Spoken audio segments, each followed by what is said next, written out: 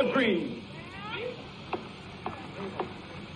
that my 4 little children will one day live in a nation where they will not be judged by the color of their skin, but by the content of their character. I have a dream today.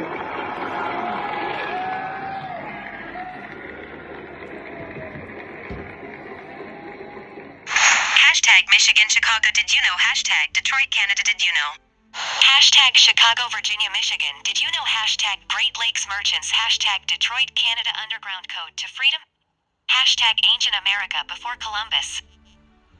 Was George de Baptiste any relation to Jean-Baptiste Pointe DuSable? Thinking face things that make you think and question everything. George de Baptiste. Occupation: barber, caterer. Political party: Republican Party. Known for Underground Railroad. Born c. 1815, Fredericksburg, Virginia, U.S. Died the 22nd of February 1875, Detroit, Michigan, United States. Ed Hamilton S. Bust of George de Baptiste. George de Baptiste, c. 1815, February 22nd, 1875, was a prominent conductor on the Underground Railroad in Indiana and Detroit, Michigan. In 1840, he served as valet and then White House steward for U.S. President William Henry Harrison. In the 1830s and 1840s, he was an active conductor in Madison, Indiana, on the Ohio River border with Kentucky, a slave state. He moved to Detroit, Michigan in 1846, where he was considered the president of the local Underground Railroad group. During this period, he purchased a steamboat for carrying fugitives to Canada.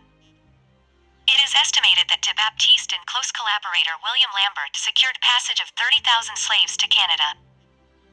In the late 1850s, de Baptiste worked with Frederick Douglass and John Brown. During the American Civil War, de Baptiste helped recruit black soldiers, and after the war he continued to work for civil rights. Early life. George de Baptiste was born in Fredericksburg, Virginia. Different sources give different parents. One source names John de Baptiste and Frances, Frankie, born slaves, but were free by the time of George's birth. Another gives George de Baptiste and Maria, George owning Maria until he set her free on March 12, 1823. A third source has him as a brother to noted Chicago minister, Richard de Baptiste, and son of a William and Eliza.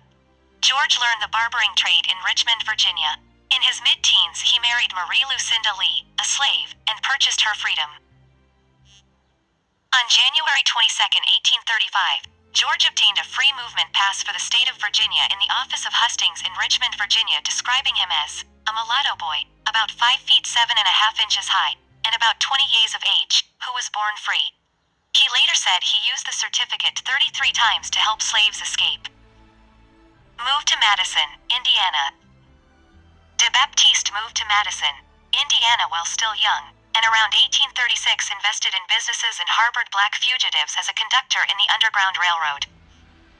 Madison is on the Ohio River, bordering Kentucky, a slave state, and sits nearly halfway between Cincinnati and Louisville. De Baptiste's ring included Dr. Samuel Tibbers in Madison and William Beard, a Quaker, in Salem, Indiana in Union County. Catherine White Coffin and Levi Coffin were the superintendents of the ring and arranged relays to Canada. In February 1840, de Baptiste, Seymour Finney, and William Lambert arranged the noted rescue of Robert Cromwell from a Detroit courthouse. Valet to William Henry Harrison. Before his election to U.S. President, William Henry Harrison was living in nearby North Bend, Ohio. De Baptiste became his valet during his campaign, and when Harrison was elected president, he became White House steward. Harrison's term was the shortest ever presidency, as he died of illness after 1 month in office. De Baptiste had become very close with the president and was a caretaker of the man during his illness. In an obituary of de Baptiste, it was written that at Harrison's death, de Baptiste was at his side and held the president in his arms at his last breath. After Harrison's death, de Baptiste returned to Madison, where his barbershop became the nerve center of the Madison, Indiana Underground Railroad. Fugitives along the Ohio River. He was still in Madison in 1843 when he conducted Adam and Sarah Crosswhite and their 4 children to freedom. He was there again when the Crosswhites crossed the Detroit River into Canada in 1847. About this time, de Baptiste, Lambert, and Coffin began working with George J. Reynolds. In 1846, de Baptiste was still working working along the Ohio River, ferrying Kentucky runaways across to Ohio and Indiana and then to Michigan and Ontario. One frequent technique was to loan his own freedom papers to other men of similar height and build. Slavery supporters demanded his arrest for the non-payment of a $500 bond required be paid by free blacks until Judge Stephen C. Stevens declared that law unconstitutional. DeBaptiste was repeatedly attacked in Madison for his anti-slavery work, and he was forced to leave town. Moved to Detroit, Michigan. At the age 34, in 1846, he moved to Detroit where he continued to work as a barber and also sold clothes at Robert Banks's store. DeBaptiste began to work more closely with his former comrade, William Lambert. They were both members of the Order of Men of Oppression and the Order of Emancipation, groups which fought slavery and raised money to aid fugitives. In Detroit, DeBaptiste was considered to be the president of the Detroit Underground Railroad, William Lambert the vice president, or secretary, and Laura Haviland the superintendent. Henry Bibb was another important figure in the group.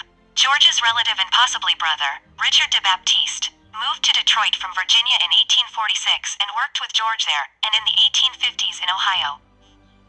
In 1848, DeBaptiste took work as steward on the steamship Arrow, which traveled between Sandusky, Ohio and Detroit.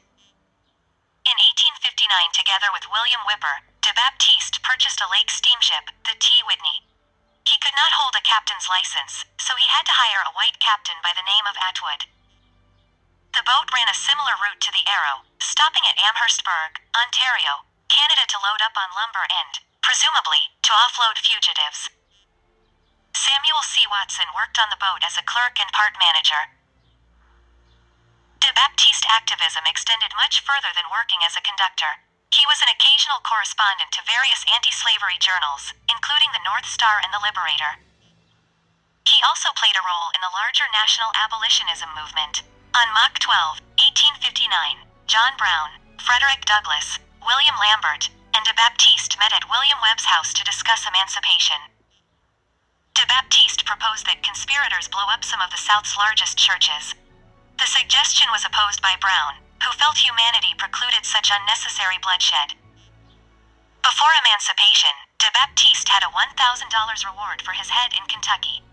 Senator James Murray Mason was the head of the investigating committee against Brown.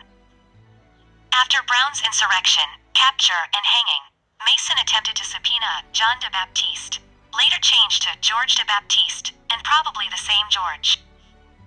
The Detroit sheriff tasked with serving the warrant wrote to the committee, "Knowing the cast and character of DeBaptiste, my first impression on receiving the summons was that if Senator Mason knew the facts he would not desire the summons to be served, even if I should find DeBaptiste here. If DeBaptiste were summoned, there is not probability that he would obey, and the summons was never served." Civil War and after. During the American Civil War, DeBaptiste worked with Detroit civil rights activist John D. Richards in recruiting Michigan's 1st Black Regiment. He also served as a sutler. After the war, in the late 1860s, DeBaptiste worked with the Freedmen's Bureau. He also opened a catering business in Detroit and even won first prize for his wedding cakes in the 1873 Michigan State Fair. He advocated for the right of black students to attend Detroit public schools, and was a member of Second Baptist Church in Detroit. In 1870, he became the first black to be elected delegate to the state Republican nominating convention. Death. DeBaptiste died February 22, 1875. He was survived by his second wife, one son, and one daughter.